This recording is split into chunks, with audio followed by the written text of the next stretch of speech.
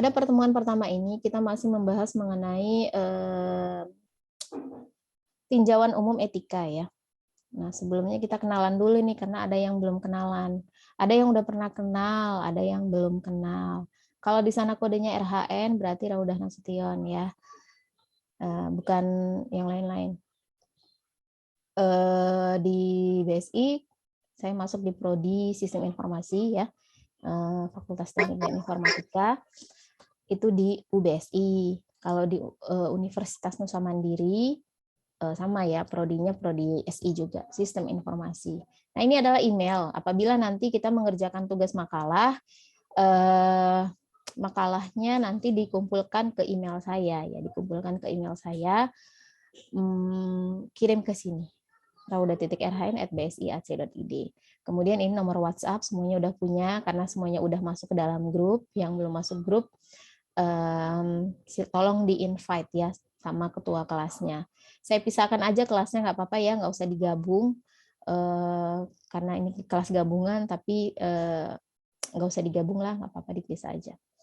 Kemudian oh ya, akademiknya dulu kuliahnya S1-nya di STT Telkom Bandung, Teknik Informatika, itu lulusnya tahun 2008. Kemudian tahun 2009 itu diterima di BSI untuk mengajar. Juga waktu itu masih kerja kantoran. Jadi ada dua yang kerjaannya dua, satu ngajar, satu lagi kerja kantoran. Tapi kalau ngajar, karena kalau dulu kan di BSI itu hari Sabtu masih ada jam ngajar ya, masih ada perkuliahan, jadinya ngajarnya hari Sabtu aja. Karena hari biasanya adalah kerja. Kemudian kerjanya di resign, jadi fokusnya untuk ngajar aja. Dari tahun 2010. Mulai ngajar terus ya. Tapi masuknya 2009. Kemudian karena katanya dosen harus S2, ya kita harus S2 ya. S2-nya di BINUS. Ambil jurusannya adalah sistem informasi, manajemen sistem informasi ya. Itu lulusnya tahun 2014. Kalau S1-nya tahun 2008. Nah, ini sekilas info. Nah, untuk hari ini pembahasan yang akan kita bahas adalah masih dasar ya, basic mengenai etika itu apa, kemudian moral, nanti kita akan lihat norma, kemudian bagaimana etika dan teknologi dan isu-isu etika di era informasi seperti sekarang ini ya. Nah, kalau kita lihat di sini, pengertian daripada etika. Menurut Kamus Besar Bahasa Indonesia, etika ini adalah ilmu tentang apa yang baik dan apa yang buruk, tentang hak dan kewajiban moral. Kemudian etika ini juga adalah kumpulan nilai yang berkenan dengan akhlak, ya. Kemudian nilai mengenai yang benar dan yang salah yang dianut oleh masyarakat. Itu adalah etika. Biasanya etika ini berhubungan dengan akhlak, berhubungan dengan apa? Sifat baik ya, sifat baik dari setiap individu ya. Nah, biasanya yang melekat pada diri kita etikanya seperti apa? Dari asal-usul kata, etika ini berasal dari bahasa Yunani, yaitu ethos ya, yang berarti adalah adat istiadat atau kebiasaan yang baik. Jadi etika itu bisa akhlak, bisa kebiasaan yang baik, bisa sifat-sifat yang baik ya. Nah, perkembangan etika ini adalah studi tentang kebiasaan manusia berdasarkan kesepakatan menurut ruang dan waktu yang berbeda yang menggambarkan perangai manusia dalam kehidupan pada umumnya. Biasanya etika ini adalah kadang-kadang dipengaruhi ya, bisa dipengaruhi oleh teman gitu ya. Jadi kalau misalnya kita punya teman yang baik, biasanya etika kita ngikut nih, jadi baik. Atau misalnya lingkungan kita bagaimana bersosialisasi, kemudian bagaimana didikan dari keluarga ya. Nah itu juga berpengaruh terhadap etika ya. Ini adalah skema etika.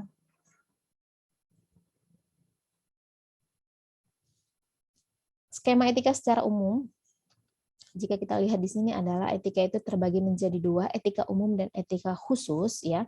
Ini etika umum dan ini adalah etika khusus. Etika umum ini adalah kondisi dasar dan umum bagaimana manusia harus bertindak secara etis ya.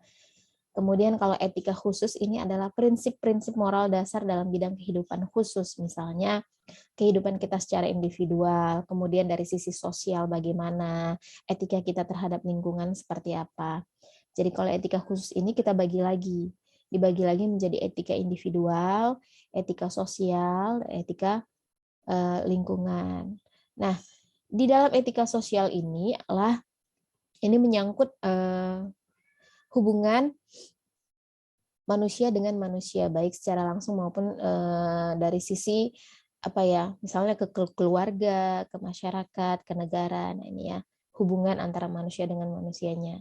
Misalnya dari sisi etika sosial ini adalah sikap terhadap sesamanya seperti apa, etika keluarganya seperti apa, pada gendernya seperti apa, kemudian etika profesinya ya atau bidang kerjanya seperti apa. Kemudian ada etika politik dan ideologi. Nah, nanti kita akan fokus kepada etika profesinya ya.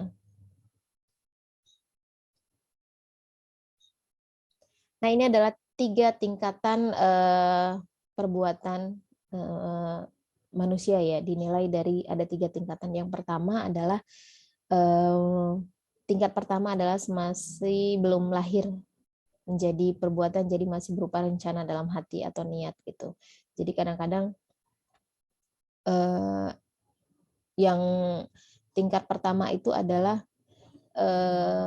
perbuatan yang masih berupa rencana dalam hati atau niat. Kemudian tingkat yang kedua ini adalah setelah lahir menjadi perbuatan yang nyata, yaitu pekerti namanya ya. Kemudian tingkat yang ketiga ini adalah akibat atau hasil dari perbuatan tersebut. Apakah perbuatan itu baik atau perbuatan itu yang buruk ya. Ini adalah 3 tingkatan yang bisa dinilai ya. Faktor-faktor apa yang mempengaruhi pelanggaran etika? Yang pertama adalah dari sisi kebutuhan individu. Contoh, ini korupsi misalnya ya. Ini dari sisi individunya ya, atau pribadinya sendiri. Contohnya adalah korupsi. Alasannya apa? Misalnya alasannya adalah ekonomi. Atau kurang terus. Jadi dia melakukan korupsi misalnya seperti itu. Itu dari sisi kebutuhan individu. Misalnya merasa nggak cukup, maka bisa melakukan korupsi. Ini macam-macam sebenarnya. Waktu aja bisa menjadi korupsi, waktu aja bisa dikatakan korupsi ya misalnya. Kemudian korupsi itu dari hal-hal yang kecil-kecil, nggak korupsi pejabat, nggak. Korupsi itu bisa dari yang hal-hal yang kecil lah. Itu contoh yang pertama.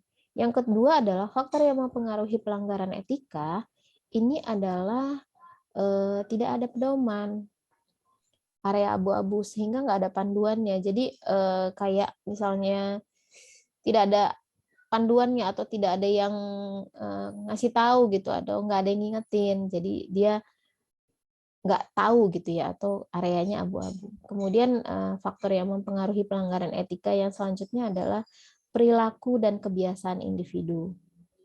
Biasanya kebiasaan yang terakumulasi tak dikoreksi. Contoh nih misalnya ya, pelanggaran etika ini misalnya orang tua ini tidak menasihatin anaknya bahwa perilaku tersebut adalah tidak baik gitu.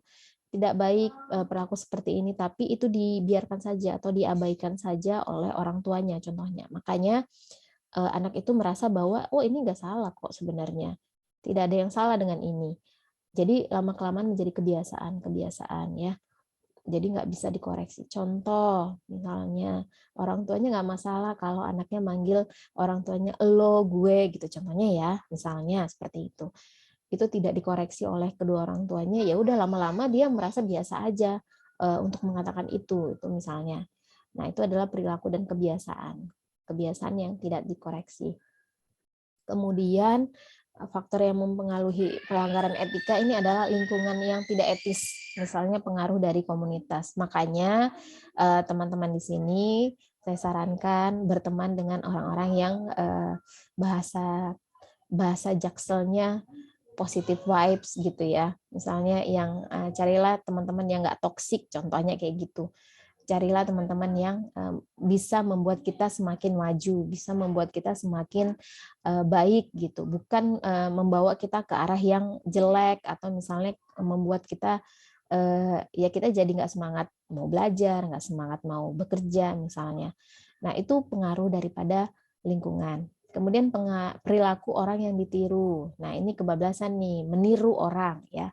Nah sekarang nih ya semuanya kalau saya tanya nih dalam satu hari kamu berapa jam berselancar di dunia maya?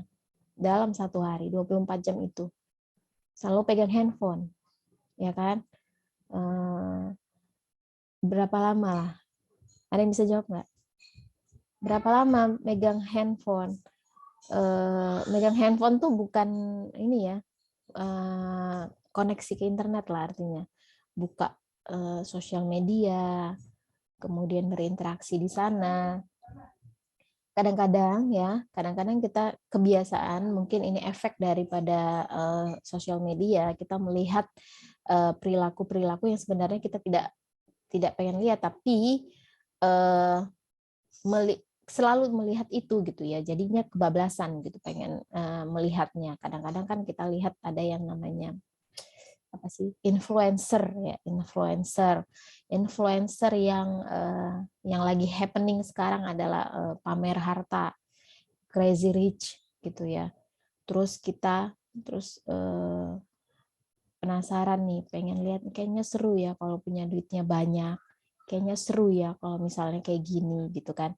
Nah itu adalah faktor yang bisa mempengaruhi pelanggaran etika. Padahal sebenarnya itu mungkin kebablasan gitu, tidak perlu kita tiru. Nah itu sebenarnya efek dari tadi sosial media tadi. Dalam satu hari ini mungkin teman-teman bisa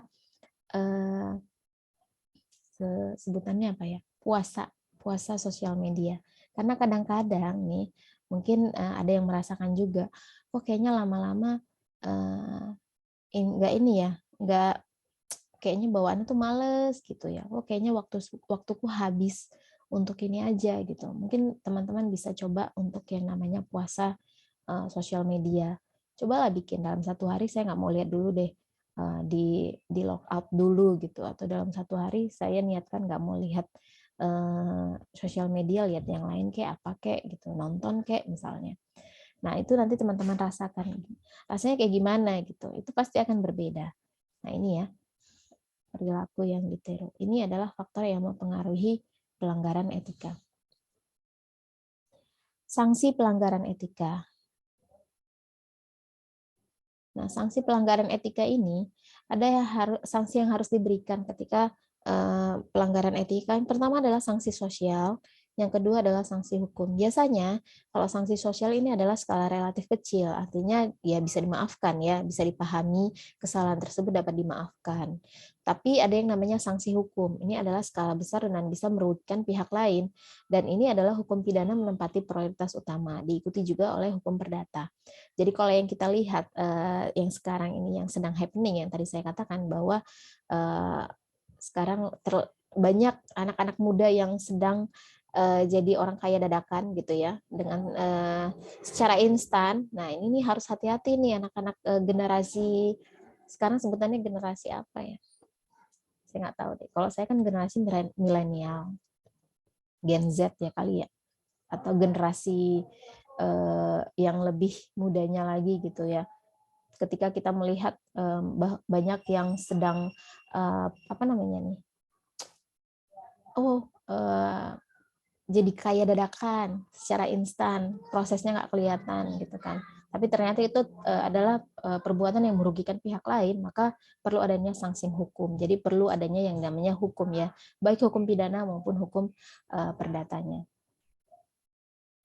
Ini nanti kalau waktunya habis kita join lagi ya. Ini waktunya kayaknya sedikit lagi.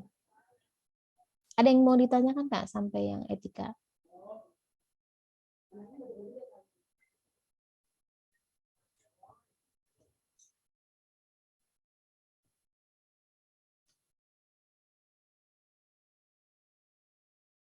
Nah, selanjutnya kita akan lihat pengertian daripada moral. Moral ini berasal dari bahasa Latin, yaitu mos, yang juga berarti adalah adat kebiasaan. Secara etimologis, moral sama dengan etika, yaitu nilai dan norma yang menjadi pegangan seseorang. Nah, menurut Magnus Suseno di tahun 1975 mengemukakan hal yang menjadi dasar norma moral untuk mengakui perbuatan baik atau buruk, yaitu kebiasaan. Kalau kita lihat di sini ada gambar etika dan ada moral, maka di sini akan terlihat bahwa etika merupakan refleksi kritis dari nilai moral.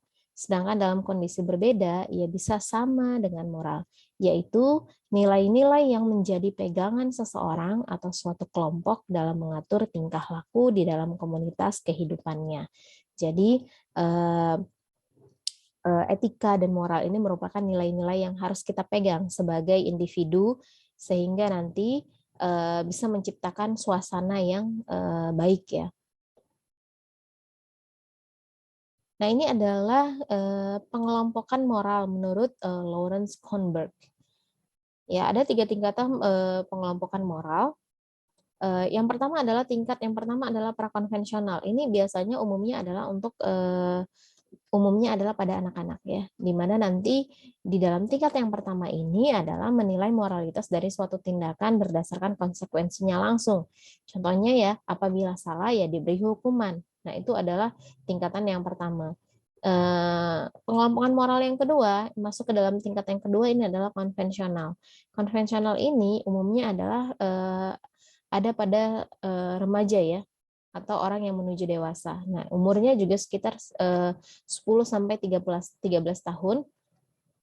Nah, ini menilai moralitas dengan membandingkan dengan pandangan dan harapan masyarakat. Misalnya, mereka mencoba menjadi seorang anak yang baik untuk memenuhi harapan tersebut. Jadi, berdasarkan harapan atau keinginan dari masyarakat itu sendiri, dia berbuat baik atau memiliki sikap yang baik ya. Kemudian tingkat yang ketiga ini adalah tingkat yang pasca konvensional. Ini umumnya adalah sebagai tingkatan yang berprinsip. Nah, biasanya di tingkat yang ketiga ini adalah untuk 13 tahun ke atas. Artinya apa? Biasanya untuk moral tingkatan yang ketiga ini adalah seseorang bertindak karena perbuatan tersebut benar dan bukan karena adanya maksud-maksud pribadi atau tidak, mereka berprinsip gitu. Ini kan benar sesuai dengan prinsip masing-masing dan dia harus harus memegang prinsipnya tersebut. Nah, itu adalah tingkatan yang ketiga. Ini ada aliran yang digunakan untuk menyatakan perbuatan moral itu baik atau buruk. Yang pertama adalah aliran hedonisme. Ini merupakan manusia dikatakan baik, moralnya baik apabila menghasilkan kenikmatan atau kebahagiaan bagi dirinya sendiri atau orang lain. Hedonisme ya. Yang kedua adalah aliran utilisme. Perbuatan baik apabila bermanfaat bagi manusia dan buruk apabila menimbulkan mudarat bagi manusia. Kemudian ada aliran naturalisme. Kalau naturalisme ini dikatakan baik apabila bersifat alami dan tidak merusak alam. Kemudian ada yang namanya aliran vitalisme.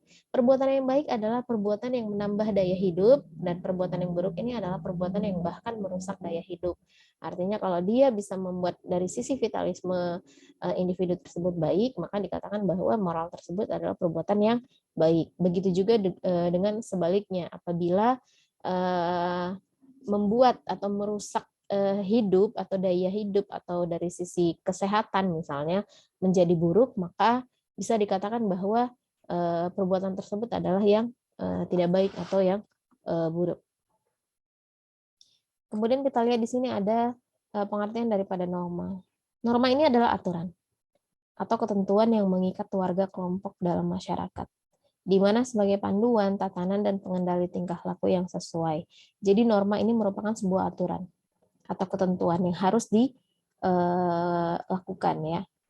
Norma, etika, dan moral ini saling berkaitan, sebab semuanya berusaha mengarahkan manusia agar memiliki pola pikir, sikap, dan perilaku yang baik dalam hidup bermasyarakat, berbangsa, dan bernegara. Jadi, saling keterkaitan antara norma, etika, dan moral ini.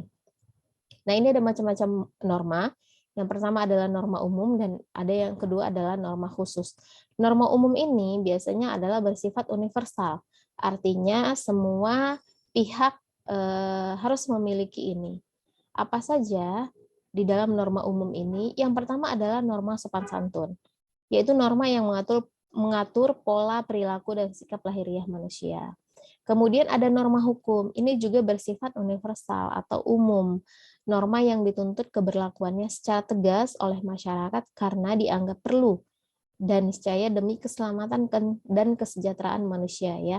Jadi norma hukum ini juga merupakan sifatnya adalah yang universal. Kemudian ada yang namanya norma moral. Ini mengatur aturan tentang baik buruk, adil tidaknya tindakan yang ada pada manusia tersebut. Ini norma moral. Jadi tiga-tiga ini masuk ke dalam norma umum yang memiliki sifat yang universal. Harus ada pada diri manusia tersebut. Kemudian norma yang kedua dari macam-macam norma selain norma umum adalah norma khusus. Norma khusus ini aturan yang berlaku dalam bidang kegiatan atau kehidupan khusus. Misalnya norma ini berlaku dalam bidang pendidikan misalnya atau bidang ekonomi dan sebagainya, dan akan tidak berlaku apabila lingkup bidangnya ini nggak berlaku apabila memasuki ke bidang yang lain. Ini masuk ke dalam norma khusus ya. Contohnya misalnya di bidang pendidikan, norma-norma atau aturan-aturan yang berlaku dalam bidang pendidikan, misalnya kampus UBSI, bagaimana norma-norma yang berlaku di dalamnya itu akan berbeda dengan norma-norma yang berlaku pada bidang pendidikan yang lain, misalnya di sekolah yang lain gitu. Nah, ini adalah norma khusus. Kemudian kita lihat di sini adalah hubungan etika, moral, dan norma. Karena etika dan moral saling mempengaruhi, maka keduanya tentu memiliki hubungan yang erat dengan norma-norma yang berlaku di masyarakat. Norma sebagai bentuk perwujudan dari etika dan moral yang tumbuh dan berkembang di masyarakat. Norma tersebut bisa berbeda-beda antara satu daerah dengan daerah yang lain. Tapi, meski berbeda, tujuannya sama, yaitu mengatur kehidupan bermasyarakat agar tercipta suasana yang mendukung dalam hidup bermasyarakat. Sedangkan hukum ini merupakan bagian yang tidak bisa dipisahkan dari kehidupan bermasyarakat, yang memiliki etika, moral, dan norma. Karena apa? Karena hukum ini berperan sebagai penjaga ya, agar etika, moral, dan norma dalam masyarakat bisa berjalan dengan baik ya. Di sini ada gambarnya. Ini ada nilai, ada norma, ada moral, ada hukum, tindakannya seperti apa, ada sumber-sumber nilainya, ada adat, etika, dan agamanya ya. Kemudian ini bagian akhir dari materi ini, kita akan lihat masalah etika dan teknologi. Nah, sekarang ini adalah kita lihat bahwa perkembangan teknologi ini sangat pesat sekali. Teknologi adalah segala sesuatu yang diciptakan manusia untuk memudahkan pekerjaannya. Ini yang pertama. Dan yang kedua, kehadiran teknologi ini membuat manusia kehilangan beberapa sense of human yang alami.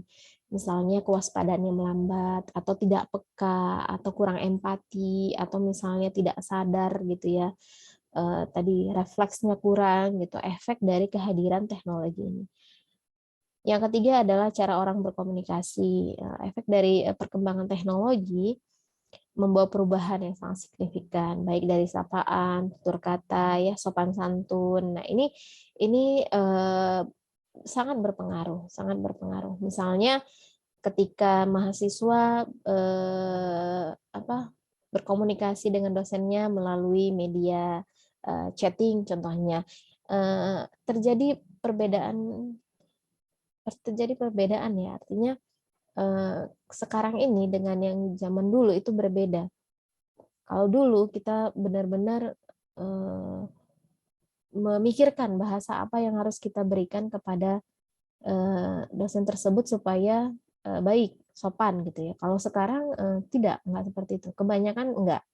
Kebanyakan adalah ya udah main ini aja. Tidak ada sopan santunnya. Nah, itu cara orang berkomunikasi. Kemudian yang selanjutnya, etika dan teknologi yang selanjutnya adalah orang berzakat dengan SMS, implikasi pada silaturahmi yang tertunda. Karena sekarang orang mau zakat, mau sedekah, mau berkurban pun sekarang via online.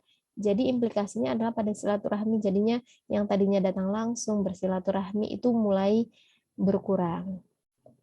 Kemudian emosi atau touch yang semakin tumpul karena jarak dan waktu semakin bias dalam teknologi informasi. Nggak peka ya. Nah, ini efek dari teknologi tadi. Nah, ada 4 isu etika era informasi. Yang pertama adalah privacy. Ini berhubungan dengan informasi seseorang atau terkait sesuatu yang boleh dilihat ataupun tidak. Privacy seseorang. Informasi-informasi apakah boleh dilihat atau tidak ya. Akurasi ini adalah autentikasi, ketepatan dan keakuratan informasi. Bagaimana kita memberikan berita atau men-share berita-berita yang ternyata informasinya adalah nggak akurat, atau harusnya kita memberikan informasi yang jelas dan akurat, bukan yang hoax atau yang menyebarkan berita-berita yang tidak benar. Kemudian properti, siapa pemilik informasi, bagaimana harganya, siapa channel atau bagaimana informasi itu mengalir, siapa yang boleh mengakses. Nah, ini adalah properti ya. Siapa pemilik yang punya ini siapa. Nah, itu propertinya. Kemudian accessibility, informasi apa yang dapat diperoleh oleh seseorang atau organisasi. Dalam kondisi seperti apa? Sama dengan privacy, tapi dari sudut pandang pengguna informasi. Jadi aksesnya, siapa yang boleh mengakses? Informasi apa yang boleh diterima oleh pihak tertentu gitu ya. Dalam kondisi seperti apa? Kalau privacy ini berhubungan dengan individu kita sendiri, kalau accessibility berhubungan dengan sudut pandang pengguna informasinya. Nah, ini adalah 4 isu etika era informasi. Sampai di sini dulu untuk materi hari ini. Mudah-mudahan bermanfaat. Terima kasih. Assalamualaikum warahmatullahi wabarakatuh.